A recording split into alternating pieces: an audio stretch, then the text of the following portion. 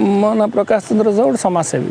ଦେଖନ୍ତୁ, ଆପଣ ଜାଣିଥିବେ ନା ନାହିଁ, ଆମର ସ୍ୱାସ୍ଥ୍ୟ ବିଭାଗ ଅଧୀନରେ ମେଡ଼ିକାଲର ସୁପରିଚାଳନା କରିବା ପାଇଁ, ଅଡ଼ିଟ୍ କରିବା ପାଇଁ ଗୋଟେ ରୋଗୀ କଲ୍ୟାଣ ସମିତି ସବୁଟା ଅଛି, ଯେଉଁଟାରେ କି ତା'ର ମାନେ ମେଡ଼ିକାଲ ଅଫିସରଠୁ ଆରମ୍ଭ କରି ଲାଇନ୍ ଡିପାର୍ଟମେଣ୍ଟସ୍ ମାନେ ତା'ର କିଛି ମେମ୍ବର୍ସ ଥାଆନ୍ତି।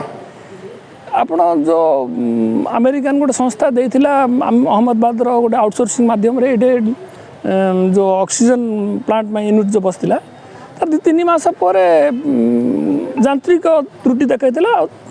ମେଡ଼ିକାଲ ଚେଷ୍ଟା କରୁଥିଲା ତା'ର ସଜାବାଟ କରିବା ପାଇଁ, ମାତ୍ର ଜିଲ୍ଲା ସ୍ୱାସ୍ଥ୍ୟ ପ୍ରଶାସନର ଆନ୍ତରିକ ଅଭାବ ଫଳରେ ବର୍ତ୍ତମାନ ସୁଦ୍ଧା ସେ ପ୍ଲାଣ୍ଟଟା ମାନେ ରିଭାଇଭ୍ ହୋଇପାରୁନି।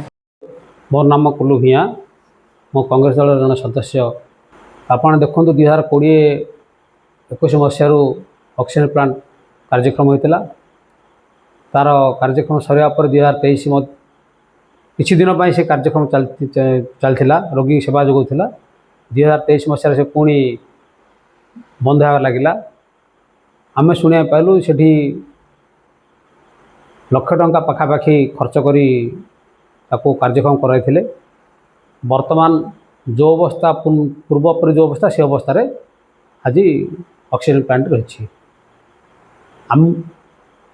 ମୋର ବ୍ୟକ୍ତିଗତ କଥା, ମୁଁ ଭଞ୍ଜନଗର ମେଡ଼ିକାଲକୁ ପ୍ରାୟ ବହୁତ ସମୟ ରୋଗୀମାନଙ୍କର ସେବା ଶୁଶ୍ରୂଷା କରିବା ପାଇଁ, ଦେଖିବା ପାଇଁ ଯାଏ। ସେଠି ମୁଁ ନିଜେ ଅନୁଭବ କରିଛି ଅକ୍ସିଜେନ୍ର ଅଭାବ ମୋର ରୋଗୀମାନଙ୍କୁ ହୋଇଛି। ମୁଁ ଡାକ୍ତରମାନଙ୍କ ପାଖ ମଧ୍ୟ ତା ବିଷୟ ମଧ୍ୟ ଯାଇ ବୁଝିଥିଲି, ସାର୍ ଏଠି ଅକ୍ସିଜେନ୍ କେମିତି ପାଇବେ ନା, ଆମେ ସେବା କରିବାକୁ ଆମ ପାଖରେ ଆସି ଜିନିଷ ପହଞ୍ଚିଲେ ଆମେ ଯୋଗାଇବାର କିଛି ଅସୁବିଧା ନାହିଁ। ତେଣୁ ଏଗୁଡ଼ା କାହା ଦ୍ୱାରା ହେଇପାରେ ସମ୍ଭବ, ଆପଣ ଉପର ଅଧିକାରୀଙ୍କୁ ସହ ଯୋଗାଯୋଗ କରନ୍ତୁ।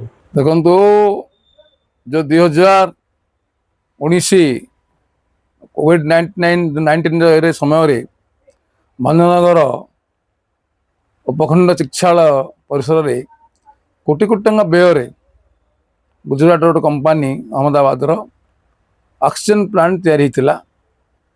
ଲୋକଙ୍କର ସୁବିଧା ପାଇଁ, ଯେ ରୋଗୀ ଅକ୍ସିଜେନ୍ ଅଭାବରୁ ନ ମରନ୍ତୁ।